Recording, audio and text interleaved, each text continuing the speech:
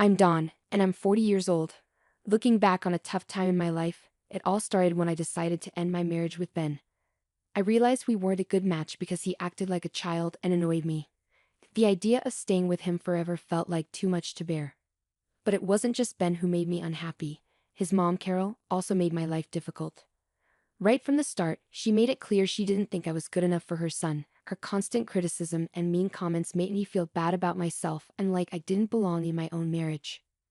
I remember many times when Ben's immaturity and Carol's meddling caused problems for us. There were evenings after work when I hoped for a calm time at home, but Ben would be busy playing video games, ignoring me and our shared responsibilities. When I tried to talk to him about it, he just brushed me off, saying I was making a big deal out of nothing. Ben, I had a really long day at work. Could you please help out with the chores? Can it wait? I'm busy playing this game right now. But that wasn't even the worst part.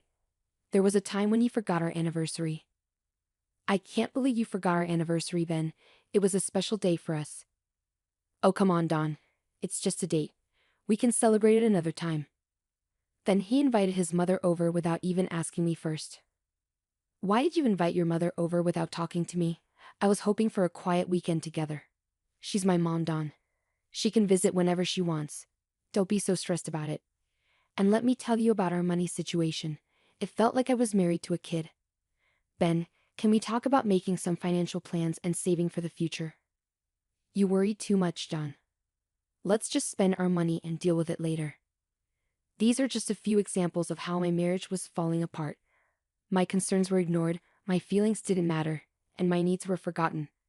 It became clear that Ben's childishness and lack of caring were big problems in our relationship. Then there were the family get-togethers where Carol would always find a way to insult me in front of everyone. Her mean comments about my looks, job, and even my cooking really hurt. She seemed to enjoy making me uncomfortable while Ben usually pretended not to notice, too scared to stand up to his mom. Let me give you a few real examples of how she, just like her son, put me down and made me feel small. Example 1. Carol, I spent a long time cooking this meal for everyone. I hope you like it. Well, let's see if it's even good. I'm not sure I trust your cooking. Example 2. Carol, I found this dress for the event. I think it would look nice on me. Oh honey, that dress is too revealing for someone your age. You want to look silly to you? Example 3.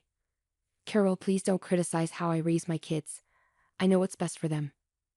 Well, clearly you don't, or you wouldn't make such silly decisions. What's wrong with you? Example 4.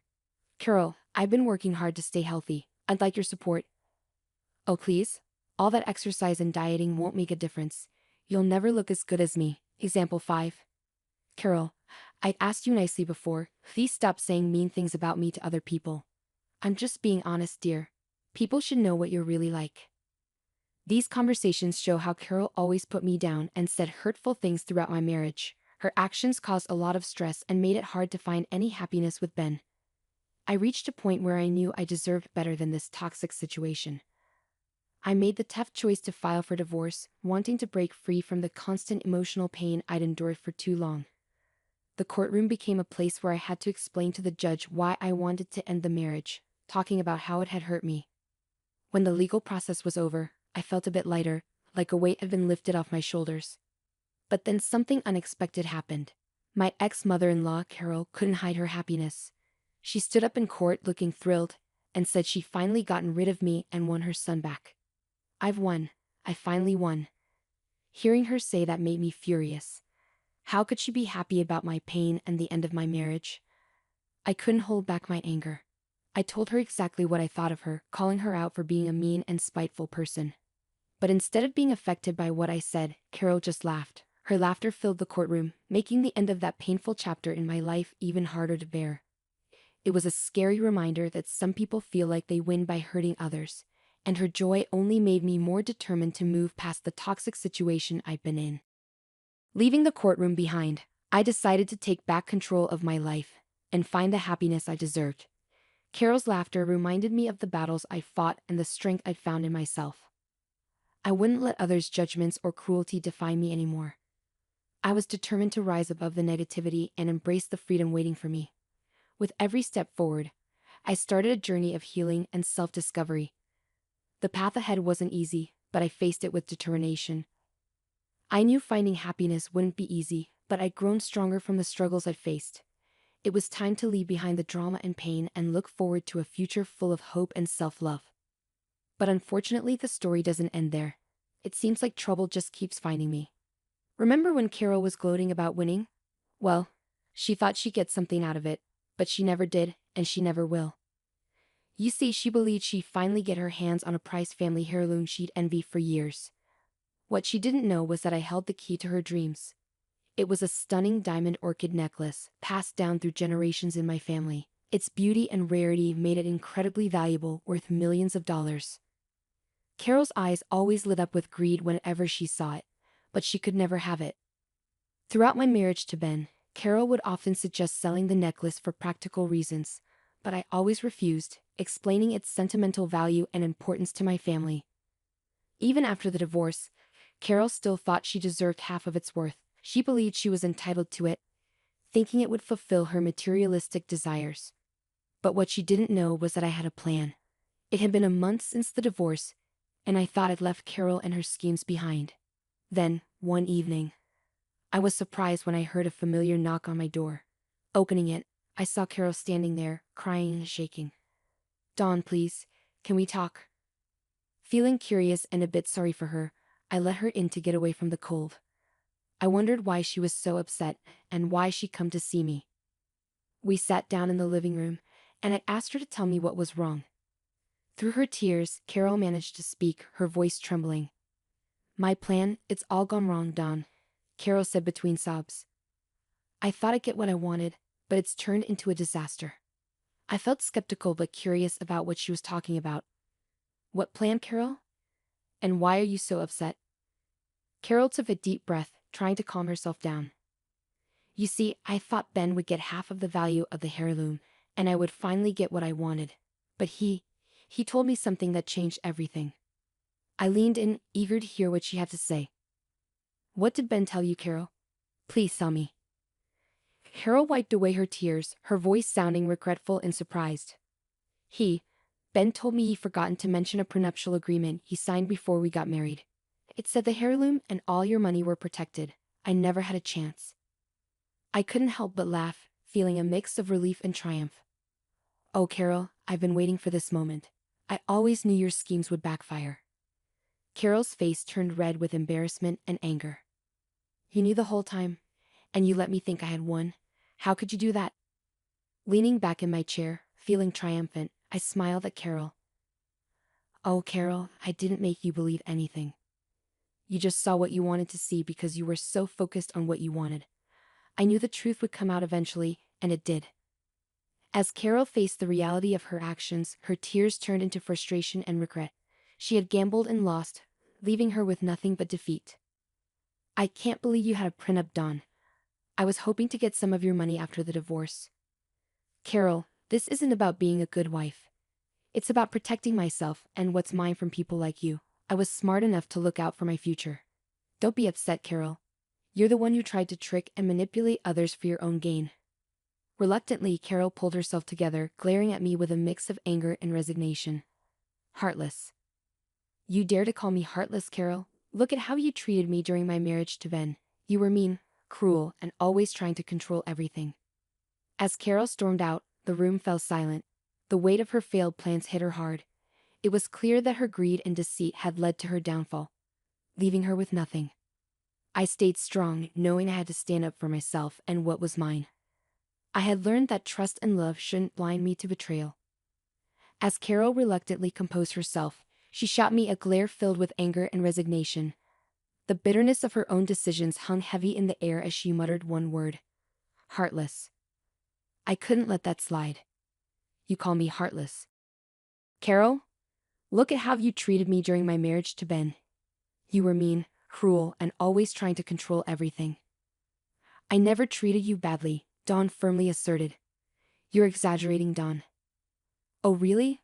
Let me remind you of the time you purposefully excluded me from family events, constantly belittled my achievements, and spread rumors about me behind my back. You enjoyed seeing me suffer," Carol retorted, frustration evident in her voice. "I did no such thing. You're just trying to paint me as the villain. Stop denying it, Carol. I've had enough of your lies and manipulation. Get out of my house, please, Dawn demanded, her patience wearing thin. Dawn, please, just give me some money. I really need it, Carol pleaded desperately. I'll give you 30 seconds to get off my property, or I'll call the police. This is your last chance, Dawn warned seriously. You can't treat me like this, Dawn. We're family. Families should be kind to each other, Carol argued angrily. Goodbye, Carol, Dawn said firmly as Carol left, looking upset and defeated. As the seconds passed, Carol's face showed a mix of anger, shock, and feeling like she lost. She realized she couldn't control Dawn like she wanted to. Reluctantly, she walked towards the door. The tension between them filled the air. Carol gave one last look before leaving, stepping into an uncertain future and facing the consequences of her actions. I stood tall, feeling both relieved and free. I had cut off ties with something toxic and took back control of my life. The next day rolled in, and yet another person from my past tried to make amends. What do you want, Ben? I asked, my voice cold and unwelcoming. Dawn, I need your help. I'm in a tough spot right now. And I thought maybe. Ben's voice trailed off, sounding desperate. Forget it, Ben. I don't want to hear your excuses. You had the nerve to call me instead of facing me in person. How cowardly can you get? I interrupted, my patience running out. I thought this approach would be better, Dawn. Please just listen to me, Ben pleaded, his voice trembling. All right, Ben. Go ahead. Explain to me how you always put down my goals, laughed at my dreams, and made me feel inadequate. Do you recall those instances? I confronted him. I'm not sure what you mean, Dawn. We had our differences, but Ben started, but I interrupted him. Disagreements? Is that what you call it? I call it emotional abuse. You constantly underestimated me, trying to crush my spirit, but I'm done with it. I deserve better, I declared firmly. Please, I'm sorry for everything. I'm in a tough spot right now, and I thought maybe you could help me out. Ben's voice trailed off once more, his desperation evident. It's ironic, Ben. You agreed to the prenup, yet now you're here begging and pleading. I didn't fully understand what I was signing. I just knew I loved you. Stop pretending, Ben. You probably expected me to change my mind, I remarked sharply, my tone cutting through the air. Dawn, please just listen to me, Ben pleaded once more. I'm saying this for the last time. If you ever attempt to reach out to me again, I'll take legal action and get a restraining order against you. Clear? I warned him sternly. But Dawn. Ben tried to protest, but I cut him off. No, Ben, it's finished. Goodbye, I stated firmly, ending the call and removing his number from my contacts. I was finally free from both of them, and I felt relieved. As I sat and pondered on the journey I'd been through since my turbulent marriage ended, a feeling of contentment enveloped me. I was in a much better place now, both mentally and emotionally. It felt like a heavy burden had been lifted, allowing me to breathe freely once more. Life had taken an unexpected turn, and I found myself enjoying the simple pleasures it offered. I embraced my newfound freedom and delved back into the dating scene, meeting new people and relishing the excitement of forming romantic connections. Throughout this journey, I learned to value myself and refused to settle for anything less than the love and respect I deserved. Alongside the thrill of new relationships, I discovered strength and empowerment in sharing my story with others. The struggles I faced during my marriage inspired me to write a memoir, documenting the challenges I overcame. It became a symbol of my inner strength and offered hope to others who had faced similar hardships. Meanwhile, I couldn't ignore the bitterness of my ex-husband and mother-in-law.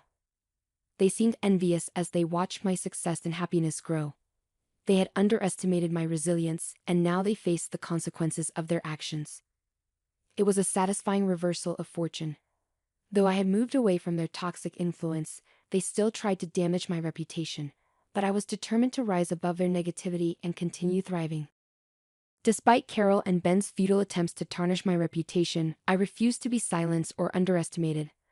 I remained steadfast in protecting my integrity and had taken legal action against them for their slanderous words. Their efforts to provoke me only fueled my determination to hold them accountable for their actions. As I faced this new chapter, I felt grateful for the inner strength I had found and the support of my friends and loved ones who stood by me. Surrounded by a network of uplifting individuals, I felt inspired to keep reaching for my goals. Their unwavering encouragement reminded me that I was capable of overcoming any obstacle. From the ruins of my failed marriage, I rose stronger and wiser than ever. I learned to value myself, set boundaries, and pursue my happiness without apology. The journey was tough, but it led me to self-empowerment and a life that was truly mine. My story wasn't just about pain and struggle, it was about resilience and triumph. I conquered the shadows of my past and stepped into a future full of promise. With each new chapter I wrote, I felt a renewed sense of purpose, embracing the joy that had been missing for too long. With every stroke of my pen, I reclaimed my voice, my strength, and my freedom. My goal wasn't to drive them down, but to rise above, showcasing the resilience and dignity within me. I was Dawn, the phoenix who emerged from the ashes, and I was prepared to soar higher than ever before, leaving my past behind me.